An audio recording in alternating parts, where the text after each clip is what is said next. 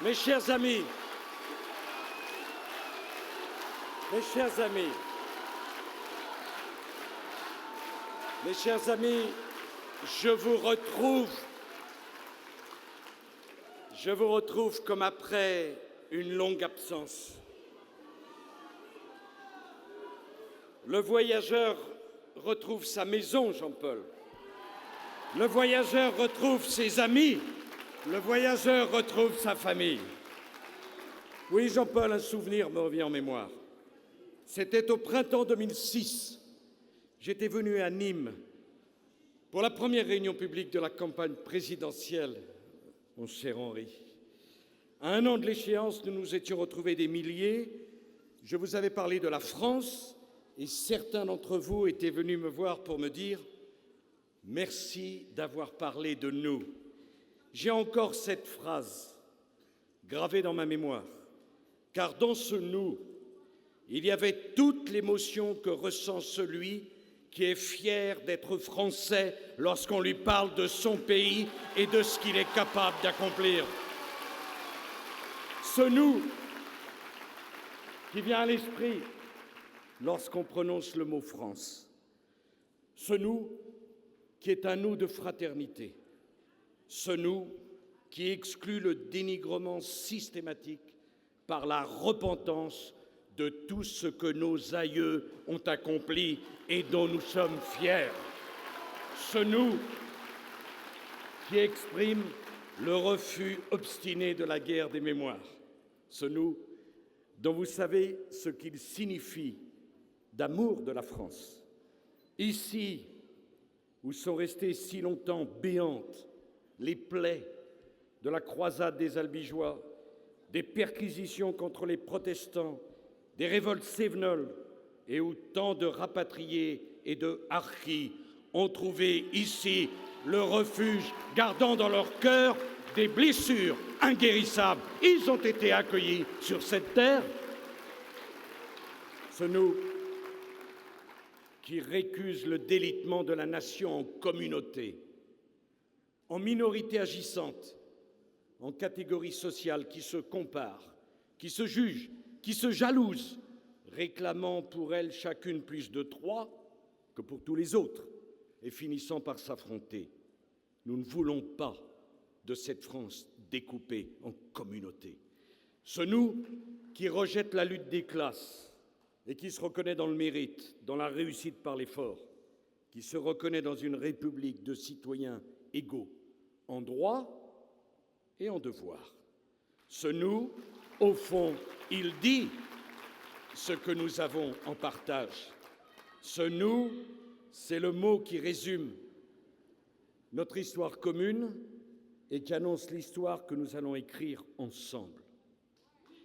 Parce que nous croyons que la nation française est une grande nation, que la civilisation française est une grande civilisation et que le peuple français est un grand peuple à nul autre pareil dans le monde.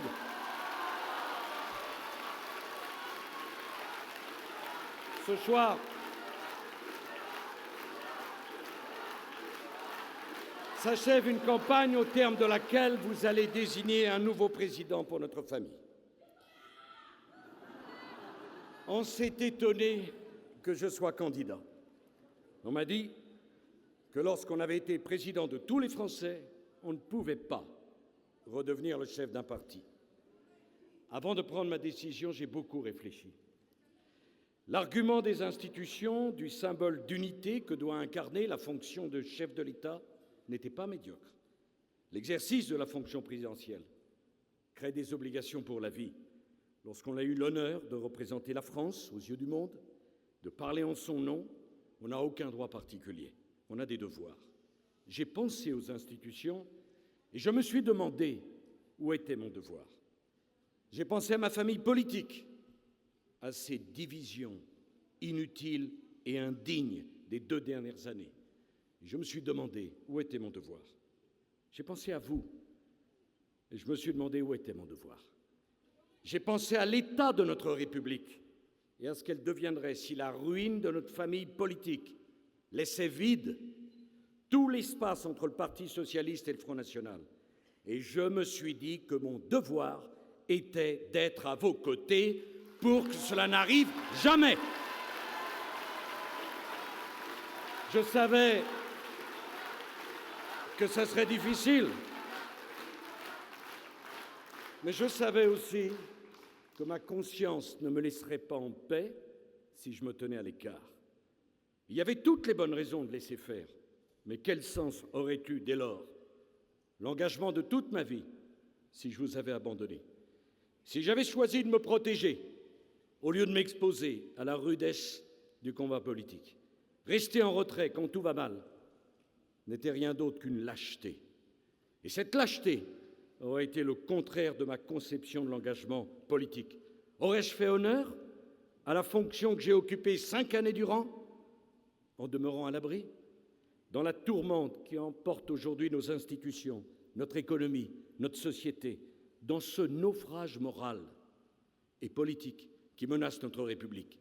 Rien ne m'a semblé pire que le renoncement. À ce renoncement, je n'ai trouvé au fond de moi-même aucune excuse.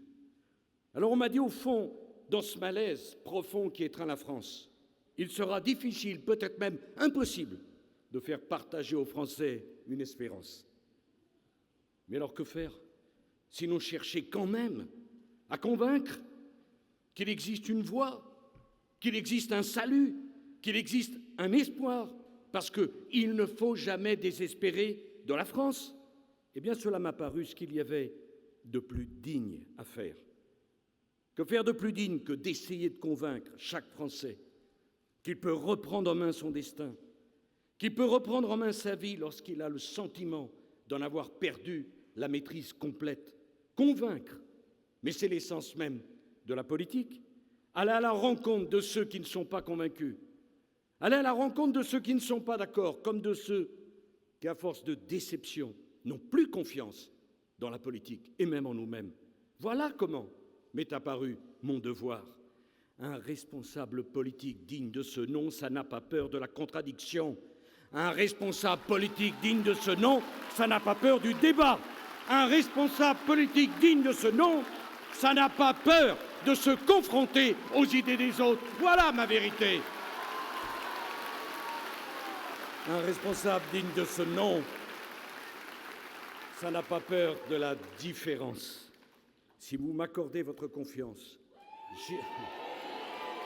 j'irai partout. J'irai partout où je penserai pouvoir convaincre, ne serait-ce qu'un seul Français découragé de croire à nouveau en la France. J'irai partout où j'aurai décidé d'aller, quelles que soient les oppositions, quels que soient les risques, quand je jugerai que c'est utile aux idées que nous défendons. J'irai parce qu'il nous faut rassembler. J'irai parce qu'il nous faut élargir, parce que les partis politiques qui sont repliés sur eux-mêmes, qui sont enfermés dans leurs habitudes, qui ressemblent à des casernes, qui ont des attitudes de secte, c'est fini. Ce genre de parti appartient à une époque révolue.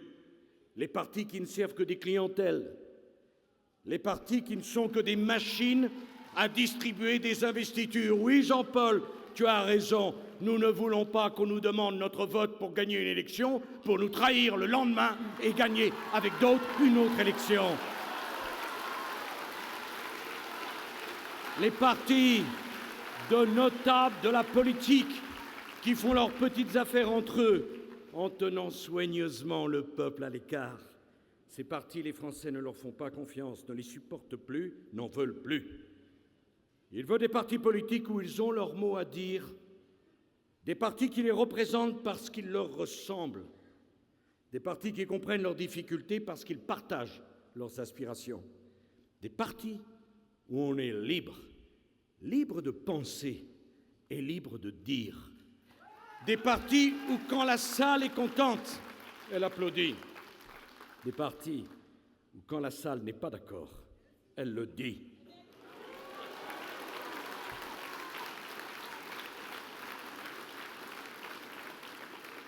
Il veut des partis qui rassemblent, non des partis qui divisent pour faire croire qu'ils règnent. Ils veulent, les Français, de la sincérité. Ils veulent, les Français, de l'énergie. Ils veulent de la droiture. Et ils veulent de l'autorité.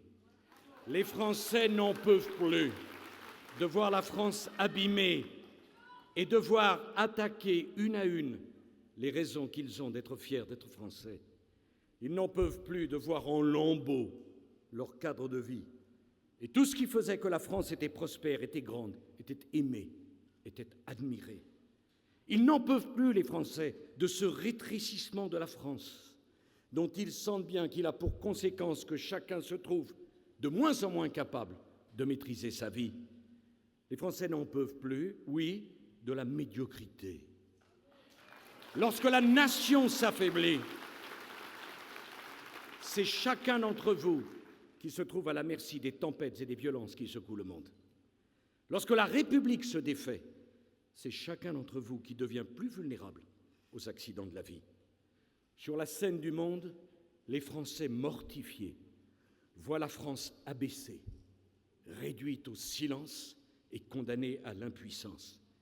Les Français assistent effarés à une entreprise sans précédent de démolition de la nation, de la République, de l'État, de la famille, de la société et de l'économie. C'est insupportable. Les Français voient partir leurs enfants en se demandant s'ils auront jamais envie de revenir. Les Français n'en peuvent plus. Ils n'en peuvent plus qu'on leur confisque le fruit de leur travail. Ils n'en peuvent plus des impôts. Ils n'en peuvent plus de l'égalitarisme. Ils n'en peuvent plus des normes. Ils n'en peuvent plus de la bureaucratie. Ils n'en peuvent plus de l'insécurité. Ils n'en peuvent plus des concurrences déloyales.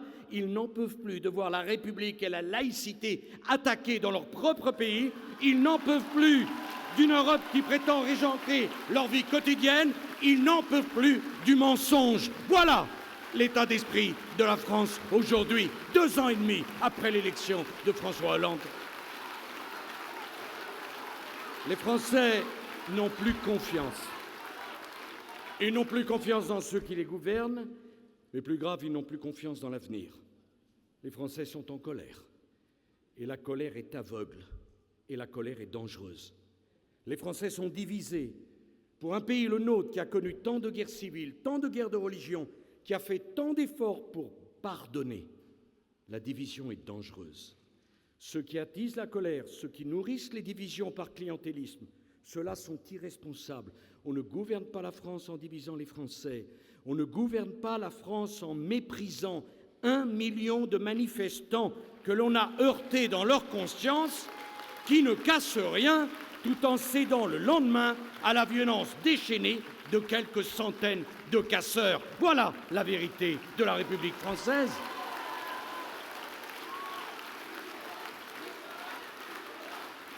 Une France si démoralisée, comment pourra-t-elle défendre ses intérêts, sa liberté, j'ose le mot, sa civilisation, dans les désordres du monde, face à cette sorte de sauvagerie qui, au milieu de tant de progrès dans les sciences et dans les techniques, semble devenir la caractéristique de notre époque et qui nous rappelle que l'histoire est tragique.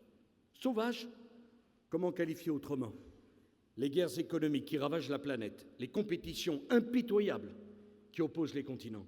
Sauvage, comment qualifier autrement les crises financières qui menacent d'emporter des continents entiers, comme on l'a vu depuis 20 ans en Asie, en Amérique latine, comme on l'a vu en 2008, comme on l'a vu avec les crises grecques, irlandaises, espagnoles, portugaises. Sauvage, mais comment qualifier autrement ce qui se passe au Mali, en Centrafrique, en Libye, en Syrie, en Irak, en Afghanistan, en Ukraine? Sauvage, comment qualifier autrement les guerres civiles, les guerres de religion, le terrorisme qui font couler tant de larmes et tant de sang dans le monde? Sauvage, mais comment qualifier autrement les bouleversements climatiques qui nous attendent, les catastrophes écologiques qui nous menacent? Sauvage, comment qualifier autrement les conflits qui pourraient provoquer dans l'avenir des déplacements massifs de population, poussés par la misère, les famines et les guerres de religion? Sauvage, comment qualifier autrement les chocs de civilisation qui viendront si l'on continue à faire la politique de la table rase, qui ne tient compte ni de l'histoire, ni de la géographie, ni de la culture? Le monde est dangereux. Et dans ce monde dangereux, une France affaiblie est une proie offerte au malheur. J'aime trop mon pays pour le laisser condamné à cette perspective. Nous avons voulu l'Europe. Après tant de massacres et de folies qui avaient failli anéantir la civilisation européenne, nous avons voulu l'Europe pour que notre civilisation continue à vivre. Nous la voulons parce que nous savons que dans une époque où se redistribuent les cartes de la puissance, nous ne pourrons qu'être plus forts ensemble. Mais nous n'avons pas voulu l'Europe pour effacer les nations et les identités, parce que nous savons que l'effacement des nations et des identités, c'est le meilleur moyen de nourrir le nationalisme, qui est une maladie, cette maladie de l'âme qui transforme l'amour des siens en haine des autres. J'aime la nation parce que je ne veux pas du nationalisme. Voilà la vérité de la formation politique que j'entends diriger. Nous n'avons pas voulu l'Europe pour déposséder les peuples du droit de choisir leur façon de vivre. Nous avons voulu l'Europe pour que les Européens travaillent ensemble, à trouver ensemble des solutions à des problèmes qu'ils ne pourraient pas résoudre séparément. Nous n'avons pas voulu l'Europe pour qu'elle se mêle de tout, ni soumettre tout le continent à la seule loi de la concurrence. Nous avons voulu l'Europe pour nous donner les moyens de nous protéger, ensemble, sur nos frontières extérieures, pas pour en faire le seul continent au monde ouvert à tous les vents de l'immigration clandestine et des concurrences déloyales. Mes chers amis, nous avons voulu l'Europe pour être plus fort, pas pour être plus faible. Nous avons voulu l'Europe pour être moins vulnérable, non pour l'être davantage. Nous avons voulu l'Europe pour avoir plus de croissance, non pour plonger tout le continent dans la dépression et la déflation. Toute ma vie politique, toute, j'ai fait le choix de l'Europe. Mais je le dis avec force, l'Union européenne s'est attribuée trop de compétences. L'Europe n'a rien à faire dans un projet de retenue d'eau qui ne concerne aucun de nos partenaires européens. L'Europe n'est pas faite pour affaiblir l'autorité de l'État face à des manifestants qui recherchent toutes les occasions pour la contester en faisant usage de la violence. Ce n'est pas le problème de l'Europe, c'est le problème de l'autorité de l'État français. L'Europe n'est pas là pour permettre à tous ceux qui veulent bloquer tous les projets de parvenir à leurs fins. L'Europe n'est pas là pour décider si nos agriculteurs ont besoin d'eau ou non. Réaliser n'importe quel projet est déjà bien assez compliqué. Nos précautions sont souvent excessives, au point de rendre à nos agriculteurs, à nos industriels, à nos collectivités, la vie impossible, avec des procédures qui n'en finissent pas et qui multiplient à l'infini les occasions de contentieux. Je connais un maire qui a mis 11 ans pour parvenir à créer sa zone d'aménagement concerté. Il faut alléger plutôt qu'alourdir. On n'a pas besoin que l'Europe vienne davantage compliquer les choses. Il faut revenir à une application stricte de la subsidiarité. L'Union ne doit faire que ce que les États ne peuvent pas faire. Ce principe a été oublié. Toute ma vie, j'ai fait le choix de l'Europe. Mais je le dis, certaines choses ne peuvent pas demeurer en l'état. On ne peut pas continuer ainsi avec Schengen, qui est une passoire. On ne peut pas continuer avec la libre circulation qui est sans limite. Et on ne peut pas continuer avec des marchés publics qui sont ouverts aux entreprises de pays qui ne pratiquent pas la réciprocité. On négocie dans le secret un traité de commerce transatlantique. Il ne doit pas nous conduire à brader notre agriculture, ni aucun de nos intérêts vitaux, quand toutes les nations du monde défendent les leurs avec tant d'acharnement. Il n'est pas question que nous renoncions à protéger nos origines géographiques. Il n'est pas question que nous renoncions à nos appellations d'origine contrôlée. On ne produira pas de la clairette de Bellegarde, des costières de Nîmes, des Côtes-du-Rhône, des coteaux du Languedoc, des Lyrac ou des Tavel en Californie. On ne le fera pas parce que nous ne l'accepterons pas. On ne produira pas, Jean-Paul, des olives de Nîmes ailleurs qu'ici, ou du riz de Camargue ailleurs qu'en Camargue. Le libre-échange, oui, mais la France n'a délégué à personne le droit de négocier la mort de ses terroirs. Il y a des choses qui, pour la France, ne sont pas négociables. Le sort de nos terroirs n'est pas négociable. Oui, toute ma vie, j'ai fait le choix de l'Europe. Je crois à la nécessité vitale de l'Europe et à celle de l'amitié franco-allemande. Mais je ne veux pas de n'importe quelle Europe. Je ne veux pas d'une Europe où la concurrence dicte sa loi aux États. Je veux une Europe qui respecte les peuples et les nations, leurs intérêts vitaux, leurs identités, leurs choix démocratiques. Si vous me choisissez pour diriger notre famille politique, je serai un opposant irréductible à l'entreprise de démolition que conduisent le gouvernement et la majorité. Mais je veux que les choses soient claires entre nous. Je serai toujours du côté de mon pays lorsque l'on s'adressera à lui avec condescendance ou avec arrogance. Le procès du gouvernement français, c'est à l'opposition et c'est au peuple français de l'instruire. Il n'appartient à aucune commission et à aucun commissaire, ni à aucun de nos partenaires, d'instruire le procès de la France. On s'adresse à la France. Je le dis à nos partenaires. On s'adresse à la France avec respect, même lorsque l'on est en désaccord avec elle. Nous ne réussirons pas l'Europe si une partie de l'Europe méprise l'autre, si une partie de l'Europe traite l'autre avec condescendance. Il a pu arriver que l'Europe de l'Est se sente méprisée par celle de l'Ouest. Ce fut une faute d'avoir nourri ce sentiment. Il arrive que l'Europe... Ne vous inquiétez pas, ils ne représentent rien, ils ne sont rien.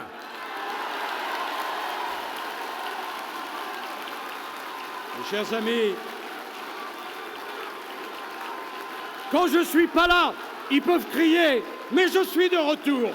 C'est plus difficile.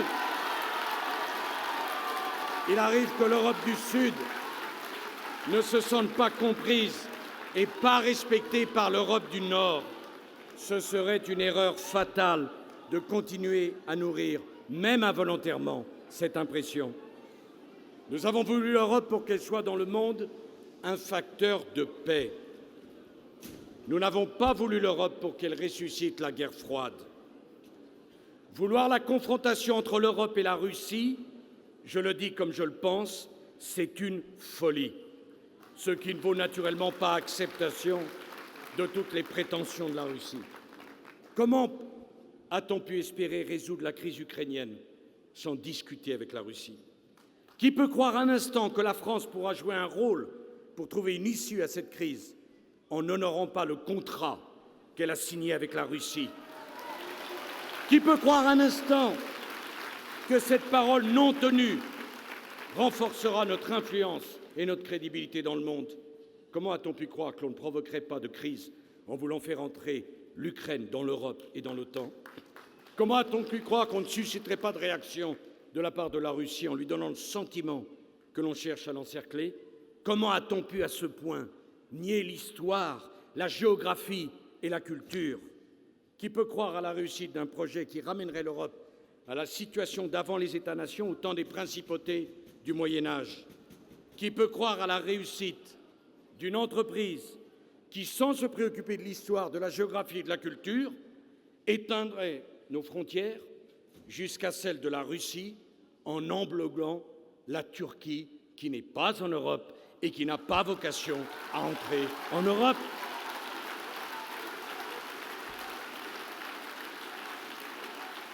Et qui peut croire que la France sera plus grande et plus forte en mettant en œuvre une réforme territoriale qui exprime cette même pensée, qui commet cette même faute, qui procède de ce même aveuglement? On ne joue pas impunément avec les territoires d'un vieux pays comme le nôtre. On ne joue pas impunément avec l'unité de la République, surtout pour faire des économies qu'on ne verra jamais, parce qu'en vérité, il n'y en aura aucune. Voilà ce que propose le gouvernement de François Hollande. Pourquoi cette obstination à imposer aux populations ce qui est contraire à leurs aspirations les plus profondes? Ces féodalités ne sont plus dans les donjons, mais dans certains corps intermédiaires qui veulent confisquer le pouvoir et qui hurlent au populisme à chaque fois qu'on leur parle du peuple. Lorsque vous entendez quelqu'un à la télévision, à la radio, désigner, pointer du doigt le populisme, c'est qu'il ne veut pas entendre parler du peuple. Voilà la vérité. Nous voulons l'Europe des peuples et nous voulons la souveraineté du peuple français. Et la souveraineté du peuple français, ça s'appelle la République. Nous n'avons pas voulu l'Europe pour que la France cesse de jouer ce rôle si particulier qu'elle a toujours joué dans le monde. Si aujourd'hui plus personne n'entend la voix de la France, si la position de la France semble si peu décisive dans le concert des nations, ce n'est pas parce que l'Europe l'empêche de parler, mais parce que la France se tait, parce que la France appauvrie et désarmée n'a plus la volonté, n'a plus la force, n'a plus les moyens pour peser. La dévalorisation de la parole de la France et de son crédit est peut-être ce qui doit nous inquiéter le plus et nous inciter le plus à réagir. Il y a des milliards d'hommes et de femmes dans le monde qui ne peuvent pas faire entendre leur voix. C'est à la France de parler pour eux. C'est à la France de parler pour les chrétiens d'Orient persécutés, qui sont oubliés, martyrisés.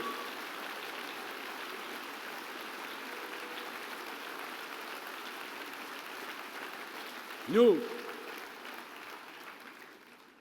quand on a 300 cerveaux qui viennent dans une salle de réunion, on les reconduit poliment à la porte. Dans des pays où depuis des siècles les chrétiens sont présents, on assassine, on égorge et on brûle des églises. La France ne peut pas rester impuissante devant ce génocide.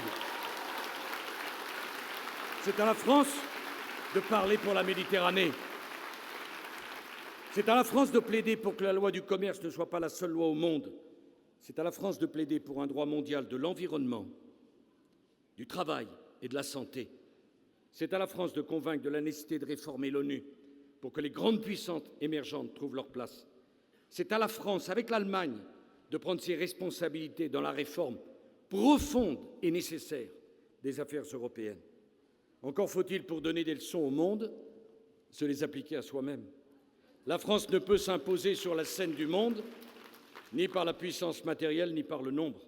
La France ne peut le faire que par la grandeur, par l'ambition et par le prestige. Qu'attend le monde de la France? Sinon qu'elle oppose à la sauvagerie du monde un projet de civilisation. Mais comment peut-elle le porter pour les autres si la France n'est pas capable de le porter pour elle-même? Comment la langue française pourrait-elle devenir la langue de l'émancipation, de la liberté de l'esprit, de la culture, si la France elle-même abîme sa langue, ignore sa littérature, dénigre sa culture, si nos enfants n'apprennent plus à l'aimer, si nos institutions ne la respectent plus et même ne la parlent plus? La France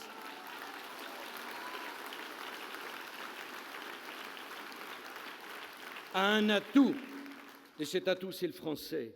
Quand l'aplatissement du monde crée chez l'homme la nécessité de trouver dans les mots un refuge à ce besoin de clarté, de sens, de beauté, peut-être même de tendresse, auquel répond si bien le génie de notre langue. Prenons garde à ne pas dilapider ce patrimoine exceptionnel que nous devons à notre histoire. Prenons garde qu'en décourageant ceux qui entreprennent, ceux qui travaillent, qu'en réduisant l'investissement, qu'en étouffant financièrement les collectivités territoriales, qu'en accablant toujours plus de contraintes nos agriculteurs, nos artisans, nos entrepreneurs, nous n'installions un chômage de masse qui mine la société, qui détruit les familles et les vies entières.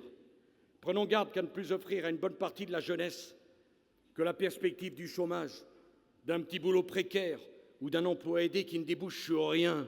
Nous devenions incapables de faire aimer la République à cette jeunesse qui a besoin d'espoir et pour laquelle la récompense du mérite et la promotion sociale ne seraient plus devenues que des formules creuses.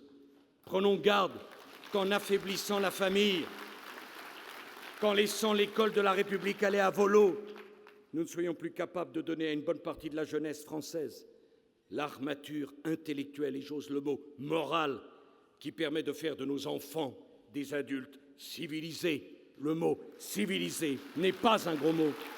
Prenons garde à ne pas laisser s'installer dans notre société cette sauvagerie que nous voulons combattre parce qu'elle est le contraire de l'idée de l'homme que la France a toujours incarnée et défendue.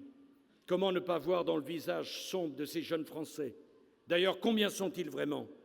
Convertis du jour au lendemain aux fondamentalistes qui partent combattre dans les rangs d'une organisation terroriste. Oui, comment ne pas voir dans leur visage l'inquiétant reflet de la France que nous risquons de laisser à nos enfants? Quelque chose, mes chers amis, s'est rompu dans la transmission.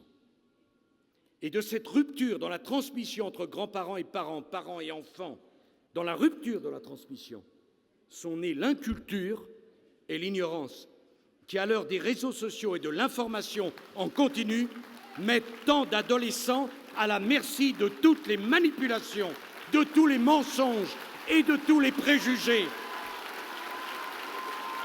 Quand on donne à une partie de la jeunesse toutes les raisons de haïr le monde et de haïr les autres, c'est parce que l'on n'a pas su leur inculquer l'estime de soi et l'amour de son pays.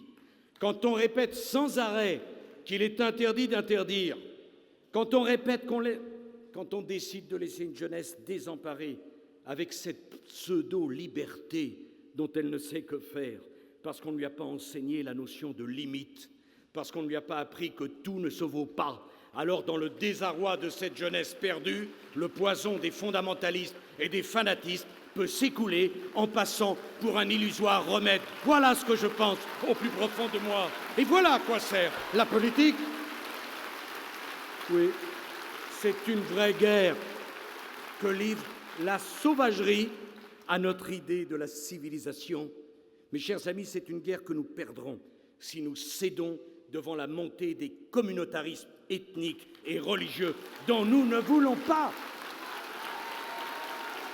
C'est une guerre que nous perdrons si la République, une et indivisible, recule devant le multiculturalisme. Ici, on adopte le style de vie français, on aime la culture française et on parle le français.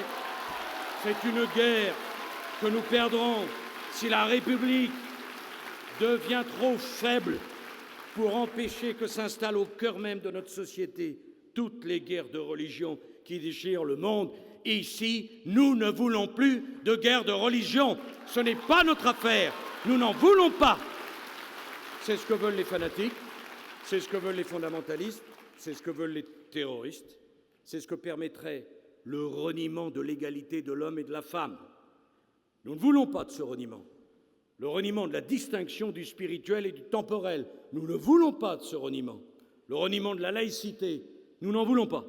Le reniement d'une forme élevée de civilité et de politesse. Nous n'en voulons pas. Nous avons la foi inébranlable dans la raison et dans la science. Et cette foi, je voudrais qu'elle soit corrigée par la certitude qu'il y a dans le monde une part de sacré, mettant des bornes à la toute-puissance de l'homme quand il s'imagine être tout-puissant. La raison, le progrès, la science et le sacré qui met une limite à l'homme. Souvenons-nous que les deux idéologies les pires au XXe siècle, c'étaient les idéologies sans Dieu, du nazisme et du communisme. En désacralisant tout, nous commettrions une faute très grave. J'en ai assez, avait dit Camus à Sartre, de recevoir des leçons de ceux qui ne mettent que leur fauteuil dans le sens de l'histoire. Et moi, j'en ai assez de recevoir des leçons de ceux qui ignorent à ce point ce que pense dans ses profondeurs le peuple de France. Mes chers amis, j'en terminerai par là. Il n'y a pas de sens de l'histoire. Il n'y a pas de lutte des classes. Il n'y a qu'une seule chose, c'est la liberté que nous avons en tant que peuple et en tant qu'hommes de rester dans l'histoire ou d'en sortir, de continuer d'écrire notre propre histoire ou de la laisser écrire par d'autres. C'est le choix que je vous propose. Ensemble, construisons le parti de la France. Je veux dire le parti qui veut que la France continue de choisir elle-même son destin. De la France qui veut rester la France. De la France qui ne veut pas disparaître. De la France qui aurait toujours quelque chose à dire à l'humanité. De la France qui continue d'incarner un idéal humain un idéal de civilisation, un idéal de culture, comme elle l'a toujours fait dans son histoire, de la France qui veut incarner une espérance pour tous les hommes.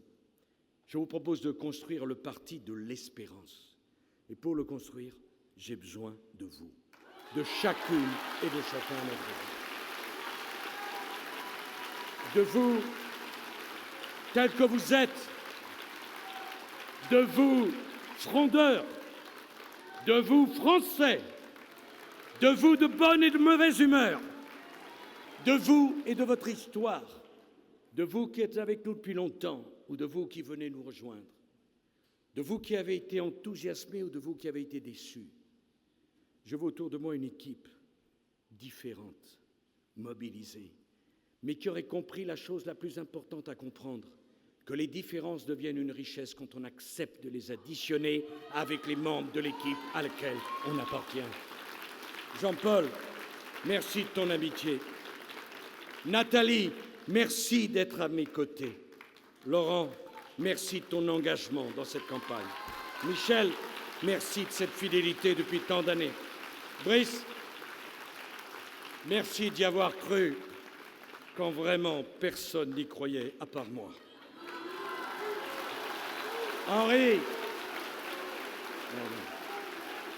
non, Brice y a cru avant vous. Parce que je l'ai connu, il avait 16 ans, et comme il est un tout petit peu plus jeune que moi, j'en avais 19. Henri, merci d'être là. Henri Guénaud, qui est comme un frère pour moi. Gérald, merci d'être là aussi, mon porte-parole. Merci à tous les élus dans cette salle.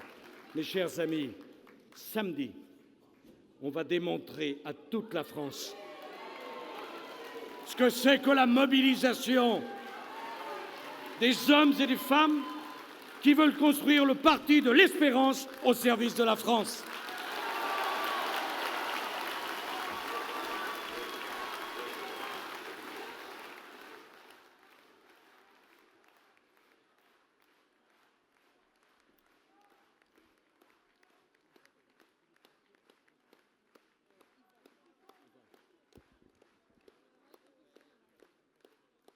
Je veux dire un dernier mot, mon cher Jean-Paul, pour remercier Yvan Lachaud qui est ici.